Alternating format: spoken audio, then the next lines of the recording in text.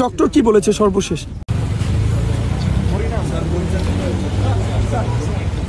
একটু যদি আমাদেরকে জানাতেন স্যার যে বেগম খালেদা জিয়ার শারীরিক অবস্থা এই মুহূর্তে কেমন, একটু যদি বলতেন। সবাই অপেক্ষা করছে স্যার।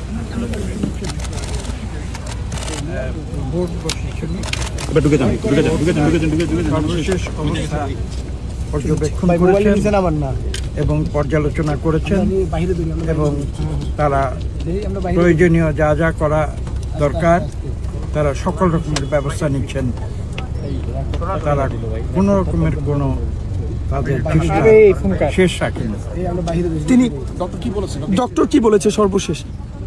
যেটা বলেছেন যে তাকে নিবিড় পর্যবেক্ষণে রাখা হয়েছে এবং প্রতিনিয়ত তার বিভিন্ন যে প্যারামিটারগুলো সেগুলো তারা স্টাডি করছেন এবং সেই অনুযায়ী তারা ব্যবস্থা নিচ্ছেন। দেশবাসীর উদ্দেশ্যে কি বলবেন স্যার?